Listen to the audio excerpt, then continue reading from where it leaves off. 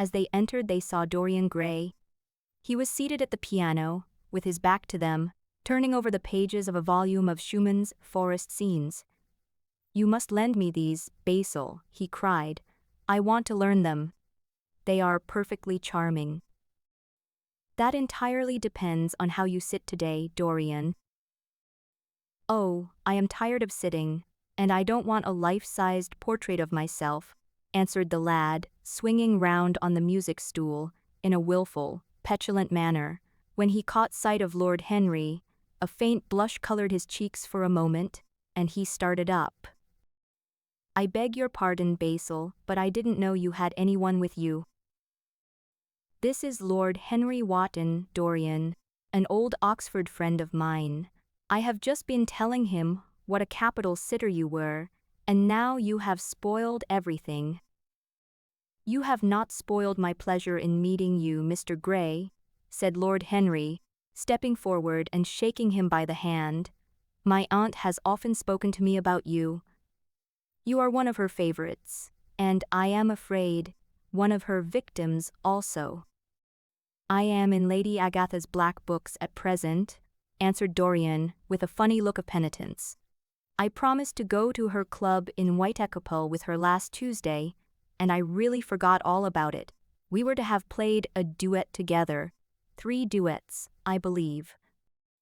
I don't know what she will say to me. I am far too frightened to call." "Oh, I will make your peace with my aunt. She is quite devoted to you, and I don't think it really matters about your not being there." The audience probably thought it was a duet. When Aunt Agatha sits down to the piano, she makes quite a noise for 2 people. "That is very horrid to her, and not very nice to me," answered Dorian, laughing.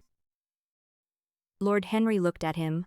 Yes, he was certainly wonderfully handsome, with his finely curved scarlet lips, his frank blue eyes, his crisp gold hair. There was something in his face that made one trust him at once. All the candor of youth was there, as well as all youth's passionate purity. One felt that he had kept himself unspotted from the world. No wonder Basil Hallward worshipped him. He was made to be worshipped. "You are too charming to go in for philanthropy, Mr. Gray. Far too charming." And Lord Henry flung himself down on the divan and opened his cigarette case. Hallward had been busy mixing his colors and getting his brushes ready. He was looking worried, and he heard Lord Henry's last remark. He glanced at him, hesitated for a moment, and then said, "Harry, I want to finish this picture today. Would you think it awfully rude of me if I asked you to go away?" Lord Henry smiled and looked at Dorian Gray. "Am I to go, Mr. Gray?" he asked. "Oh, please don't, Lord Henry. I see that Basil is in one of his sulky moods, and I can't bear him when he sulks. Besides, I want you to tell me why I should not go in for philanthropy." "I don't know that I shall tell you that, Mr. Gray, but I certainly will not run away, now that you have asked me to stop. You don't really mind, Basil, do you? You have often told me that you liked your sitters to have someone to chat to." Hallward bit his lip. "If Dorian wishes it, of course you must stay. Dorian's whims are laws to everybody, except himself." Lord Henry took up his hat and gloves. "You are very pressing, Basil, but I am afraid I must go. I have promised to meet a man at the Orleans. Goodbye, Mr. Gray. Come and see me some afternoon in Curzon Street. I am nearly always at home at 5 o'clock. Write to me when you are coming. I should be sorry to miss you." "Basil," cried Dorian Gray, "if Lord Henry goes I shall go too. You never open your lips while you are painting, and it is horribly dull standing on a platform and trying to look pleasant. Ask him to stay. I insist upon it." "Stay, Harry, to oblige Dorian, and to oblige me," said Hallward, gazing intently at his picture. "It is quite true. I never talk when I am working, and never listen either, and it must be dreadfully tedious for my unfortunate sitters. I beg you to stay." "But what about my man at the Orleans?" Hallward laughed. I don't think there will be any difficulty about that. Sit down again, Harry. And now, Dorian, get up on the platform and don't move about too much, or pay any attention to what Lord Henry says. He has a very bad influence over all his friends, with the exception of myself. Dorian stepped up on the dais, with the air of a young Greek martyr, and made a little moue of discontent to Lord Henry, to whom he had rather taken a fancy. He was so unlike Hallward, they made a delightful contrast, and he had such a beautiful voice. After a few moments he said to him, "Have you really a very bad influence, Lord Henry? As bad as Bessel says?" "There is no such thing as a good influence, Mr. Gray. All influence is immoral from the scientific point of view." "Why?" "Because to influence a person is to give him one's own soul. He does not think his natural thoughts, or burn with his natural passions. His virtues are not real to him. His sins, if there are such things as sins, are borrowed. He becomes an echo of someone else's music, an actor of a part that has not been written for him. The aim of life is self-development, to realize one's nature perfectly. That is what each of us is here for. People are afraid of themselves, nowadays. They have forgotten the highest of all duties, the duty that one owes to one's self. Of course they are charitable. They feed the hungry and clothe the beggar. But their own souls starve and are naked. Courage has gone out of our race. Perhaps we never really had it. The terror of society, which is the basis of morals, the terror of God, which is the secret of religion, these are the two things that govern us. And yet, just turn your head a little more to the right, Dorian, like a good boy, said Hallward, deep in his work, and conscious only that a look had come into the lad's face that he had never seen there before.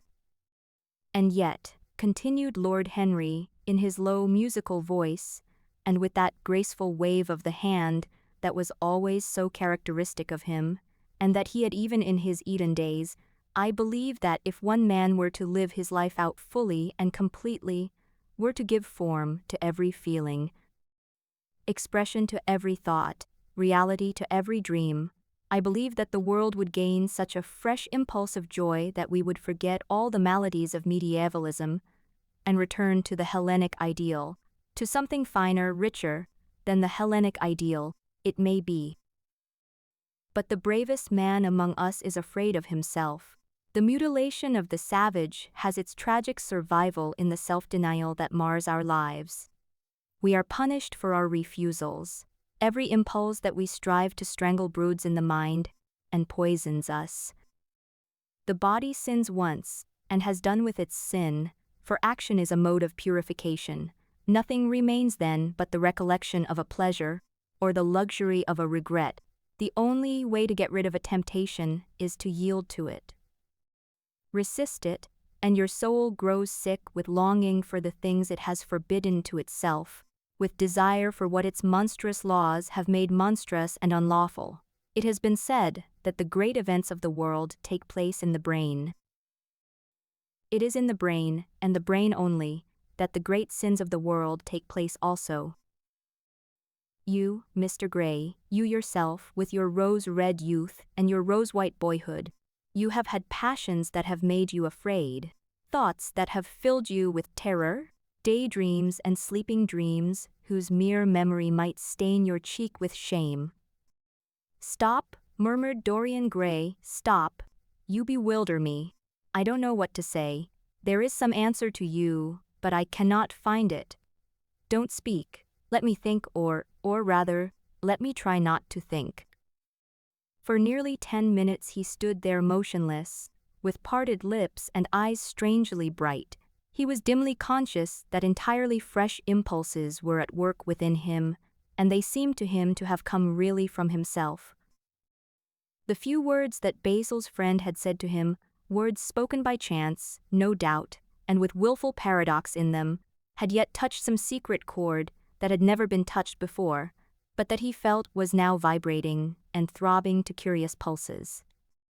Music had stirred him like that. Music had troubled him many times, but music was not articulate. It was not a new world, but rather a new chaos that it created in us. Words? Mere words. How terrible they were. How clear, and vivid, and cruel. One could not escape from them. And yet what a subtle magic there was in them. They seemed to be able to give a plastic form to formless things, and to have a music of their own as sweet as that of viol or of lute. Mere words. Was there anything so real as words? Yes, there had been things in his boyhood that he had not understood. He understood them now. Life suddenly became fiery-colored to him. It seemed to him that he had been walking in fire. Why had he not known it? Lord Henry watched him, with his sad smile. He knew the precise psychological moment when to say nothing. He felt intensely interested. He was amazed at the sudden impression that his words had produced, and, remembering a book that he had read when he was 16, which had revealed to him much that he had not known before, he wondered whether Dorian Gray was passing through the same experience. He had merely shot an arrow into the air. Had it hit the mark? How fascinating the lad was. Hallward painted away with that marvelous bold touch of his, that had the true refinement and perfect delicacy that come only from strength. He was unconscious of the silence. "Basil, I am tired of standing," cried Dorian Gray suddenly. "I must go out and sit in the garden. The air is stifling here." "My dear fellow, I am so sorry. When I am painting, I can't think of anything else. But you never sat better. You were perfectly still. And I have caught the effect I wanted, the half-parted lips and the bright look in the eyes. I don't know what Harry has been saying to you, but he has certainly made you have the most wonderful expression. I suppose he has been paying you compliments. You mustn't believe a word that he says." "He has certainly not been paying me compliments. Perhaps that is the reason I don't think I believe anything he has told me." "You know you believe it all," said Lord Henry, looking at him with his dreamy, heavy-lidded eyes. "I will go out to the garden with you. It is horridly hot in the studio. Basil, let us have something iced to drink, something with strawberries in it." "Certainly, Harry. Just touch the bell, and when Parker comes I will tell him what you want. I have got to work up this background, so I will join you later on. Don't keep Dorian too long. I have never been in better form for painting than I am today. This is going to be my masterpiece." "It is my masterpiece as it stands." Lord Henry went out to the garden, and found Dorian Gray burying his face in the great cool lilac blossoms, feverishly drinking in their perfume as if it had been wine. He came close to him, and put his hand upon his shoulder. "You are quite right to do that," he murmured. "Nothing can cure the soul but the senses, just as nothing can cure the senses but the soul." The lad started and drew back. He was bareheaded, and the leaves had tossed his rebellious curls, and tangled all their gilded threads. There was a look of fear in his eyes, such as people have when they are suddenly awakened. His finely chiseled nostrils quivered, and some hidden nerve shook the scarlet of his lips and left them trembling. "Yes," continued Lord Henry, "that is one of the great secrets of life, to cure the soul by means of the senses, and the senses by means of the soul. You are a wonderful creature. You know more than you think you know, just as you know less than you want to know." Dorian Gray frowned and turned his head away. He could not help liking the tall, graceful young man who was standing by him. His romantic olive-colored face and worn expression interested him. There was something in his low, languid voice that was absolutely fascinating. His cool white, flower-like hands even had a curious charm. They moved, as he spoke, like music, and seemed to have a language of their own. But he felt afraid of him, and ashamed of being afraid. Why had it been left for a stranger to reveal him to himself? He had known Basil Hallward for months, but the friendship between them had never altered him. Suddenly there had come someone across his life who seemed to have disclosed to him life's mystery, and, yet, what was there to be afraid of? He was not a schoolboy or a girl. It was absurd to be frightened. "Let us go and sit in the shade," said Lord Henry. "Parker has brought out the drinks, and if you stay any longer in this glare you will be quite spoiled, and Basil will never paint you again. You really must not let yourself become sunburnt. It would be very unbecoming to you." "What does it matter?" cried Dorian, laughing, as he sat down on the seat at the end of the garden. "It should matter everything to you, Mr. Gray." "Why?" "Because you have now the most marvelous youth, and youth is the one thing worth having." "I don't feel that, Lord Henry." "No, you don't feel it now. Some day, when you are old and wrinkled and ugly, when thought has seared your forehead with its lines, and passion branded your lips with its hideous fires, you will feel it terribly. Now wherever you go, you charm the world.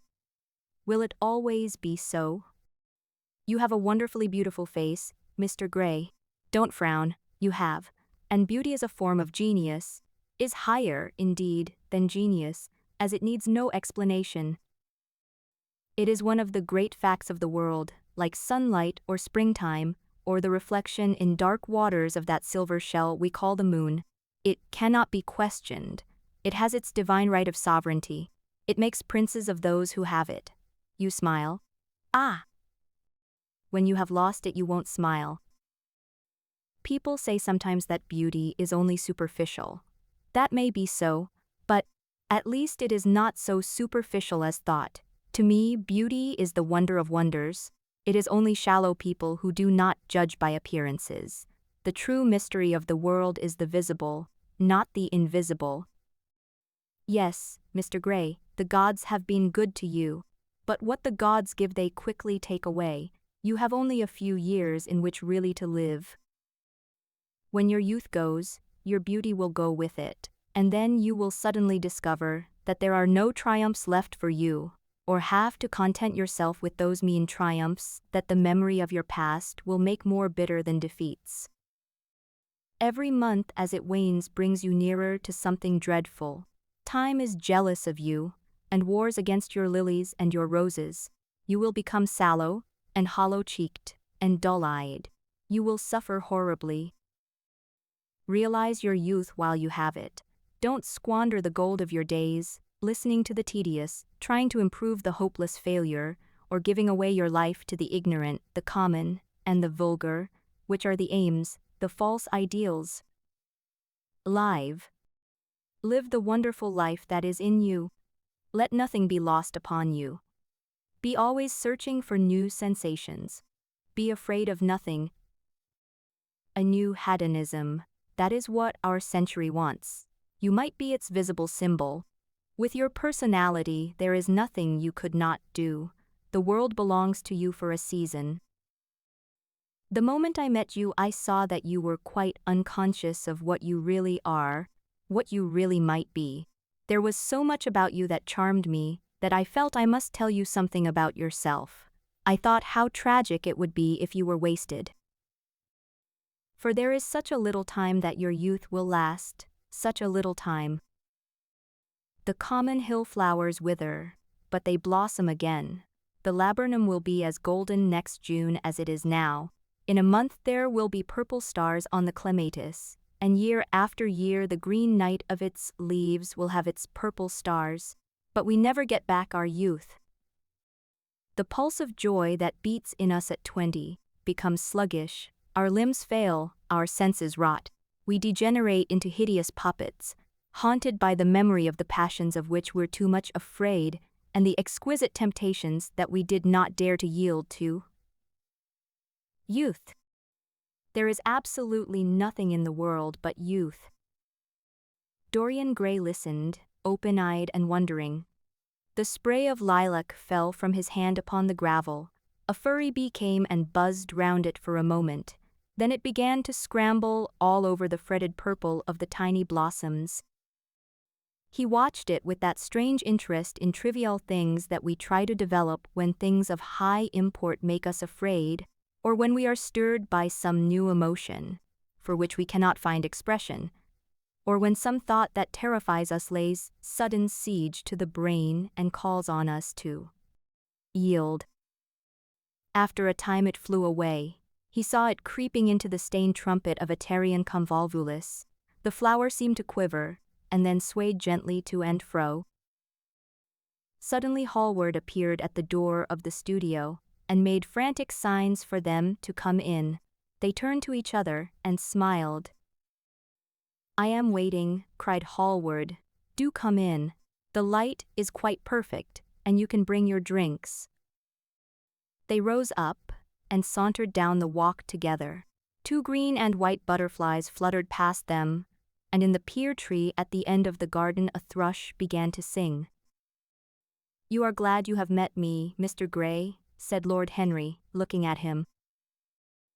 "Yes, I am glad now. I wonder, shall I always be glad?" "Always.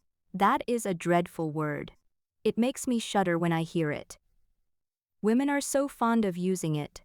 They spoil every romance by trying to make it last forever. It is a meaningless word, too. The only difference between a caprice and a lifelong passion is that the caprice lasts a little longer." As they entered the studio, Dorian Gray put his hand upon Lord Henry's arm. "In that case, let our friendship be a caprice," he murmured, flushing at his own boldness, then stepped upon the platform and resumed his pose. Lord Henry flung himself into a large wicker armchair and watched him. The sweep and dash of the brush on the canvas made the only sound that broke the stillness, except when Hallward stepped back now and then to look at his work from a distance. In the slanting beams that streamed through the open doorway the dust danced and was golden. The heavy scent of the roses seemed to brood over everything. After about a quarter of an hour, Hallward stopped painting, looked for a long time at Dorian Gray, and then for a long time at the picture, biting the end of one of his huge brushes, and smiling. "It is quite finished," he cried, at last, and stooping down he wrote his name in thin vermilion letters on the left-hand corner of the canvas. Lord Henry came over and examined the picture. It was certainly a wonderful work of art, and a wonderful likeness as well. "My dear fellow, I congratulate you most warmly," he said. "Mr. Gray, come and look at yourself." The lad started, as if awakened from some dream. "Is it really finished?" he murmured, stepping down from the platform. "Quite finished," said Hallward, "and you have sat splendidly today. I am awfully obliged to you." "That is entirely due to me," broke in Lord Henry. "Isn't it, Mr. Gray?" Dorian made no answer, but passed listlessly in front of his picture and turned towards it. When he saw it he drew back, and his cheeks flushed for a moment with pleasure. A look of joy came into his eyes, as if he had recognized himself for the first time. He stood there motionless and in wonder, dimly conscious that Hallward was speaking to him, but not catching the meaning of his words. The sense of his own beauty came on him like a revelation. He had never felt it before. Basil Hallward's compliments had seemed to him to be merely the charming exaggerations of friendship. He had listened to them, laughed at them, forgotten them. They had not influenced his nature. Then had come Lord Henry, with his strange panegyric on youth, his terrible warning of its brevity. That had stirred him at the time, and now, as he stood gazing at the shadow of his own loveliness, the full reality of the description flashed across him. Yes, there would be a day when his face would be wrinkled and wizen, his eyes dim and colorless, the grace of his figure broken and deformed. The scarlet would pass away from his lips, and the gold steal from his hair. The life that was to make his soul would mar his body. He would become ignoble, hideous, and uncouth. As he thought of it, a sharp pang of pain struck like a knife across him, and made each delicate fiber of his nature quiver. His eyes deepened into amethyst, and a mist of tears came across them. He felt as if a hand of ice had been laid upon his heart. "Don't you like it?" cried Hallward at last, stung a little by the lad's silence, and not understanding what it meant. "Of course he likes it," said Lord Henry. "Who wouldn't like it? It is one of the greatest things in modern art. I will give you anything you like to ask for it. I must have it." "It is not my property, Harry." "Whose property is it?" "Dorian's, of course." "He is a very lucky fellow." "How sad it is," murmured Dorian Gray, with his eyes still fixed upon his own portrait. "How sad it is, I shall grow old, and horrid and dreadful. But this picture will remain always young. It will never be older than this particular day of June, if it was only the other way.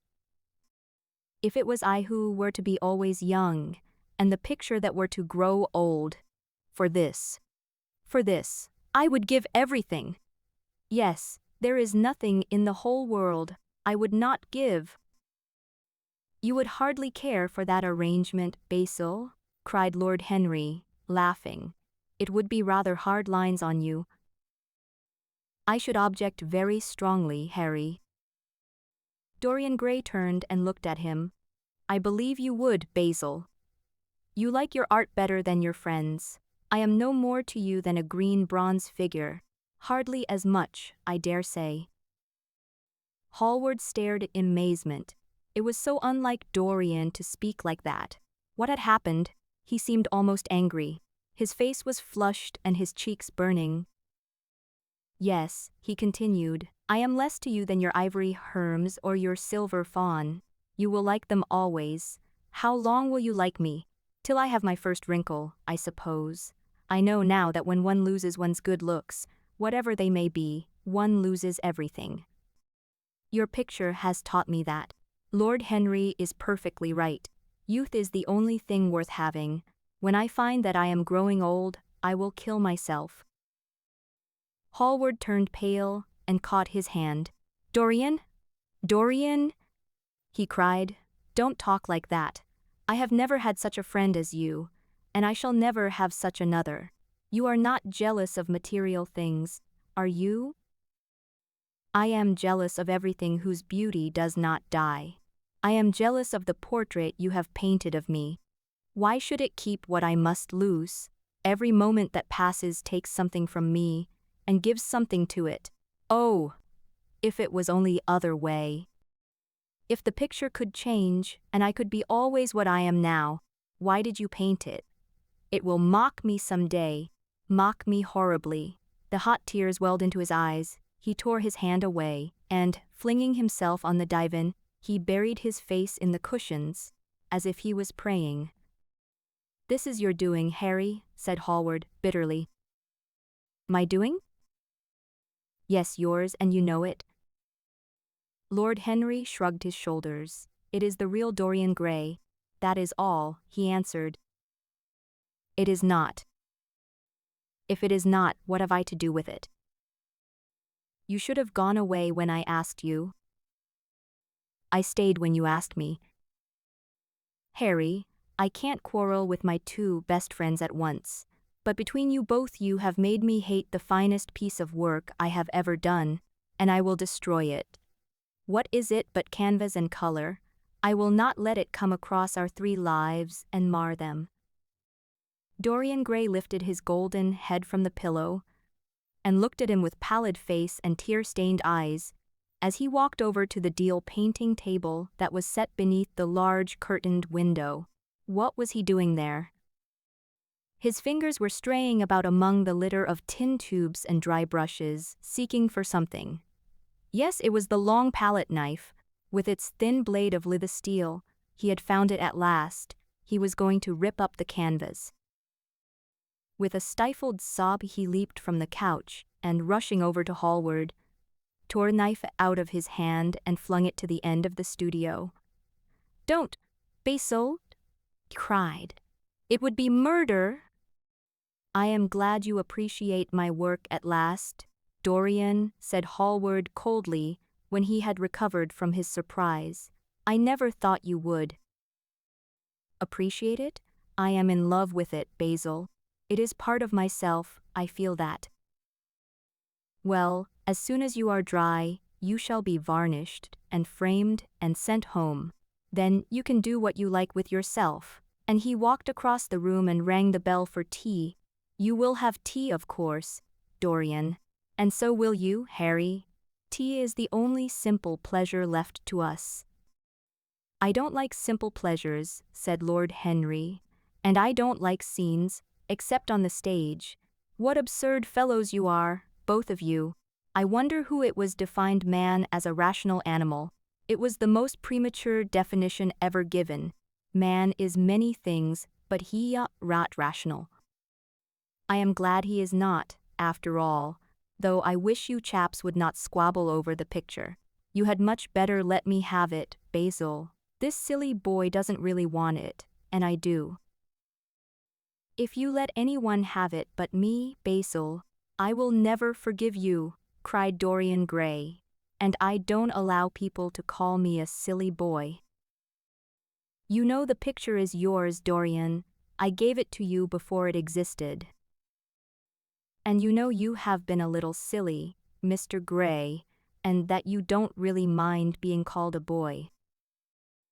I should have minded very much this morning, Lord Henry.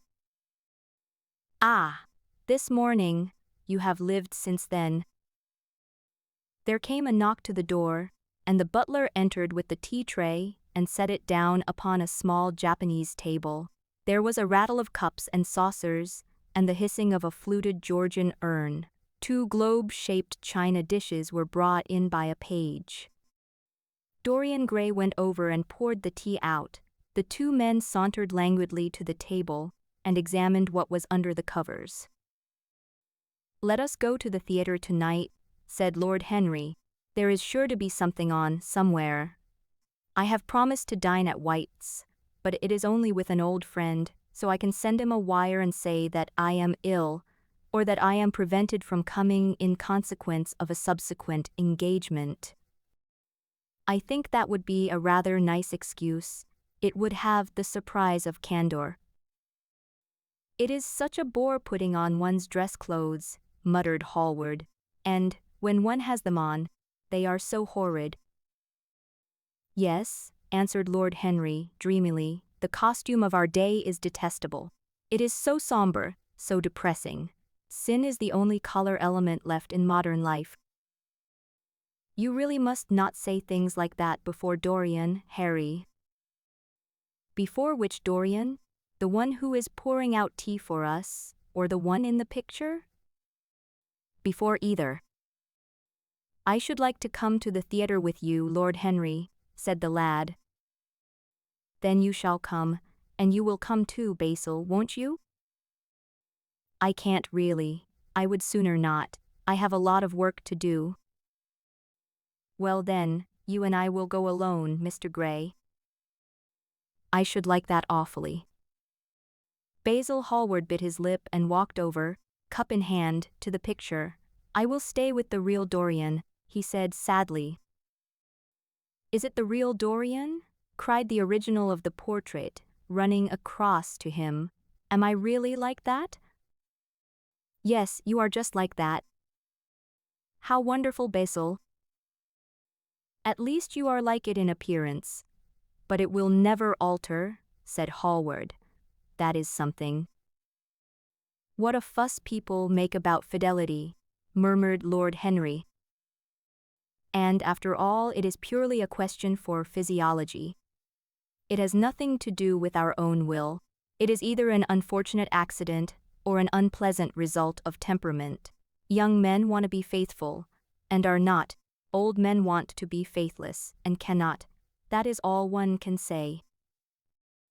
Don't go to the theatre tonight, Dorian, said Hallward. Stop and dine with me.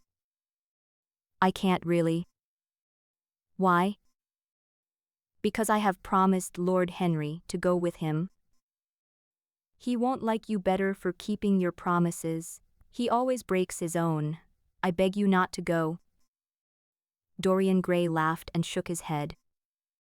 I entreat you. The lad hesitated and looked over at Lord Henry, who was watching them from the tea table with an amused smile. "I must go, Basil," he answered. "Very well," said Hallward, and he walked over and laid his cup down on the tray. "It is rather late, and as you have to dress, you had better lose no time. Goodbye, Harry, Dorian. Come and see me soon. Come tomorrow." "Certainly." "You won't forget?" "No, of course not." "And, Harry—" "Yes, Basil?" "Remember what I asked you when in the garden this morning?"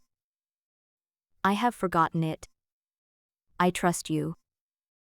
"I wish I could trust myself," said Lord Henry, laughing. "Come, Mr. Gray, my hansom is outside, and I can drop you at your own place. Goodbye, Basil. It has been a most interesting afternoon." As the door closed behind them, Hallward flung himself down on a sofa, and a look of pain came into his face.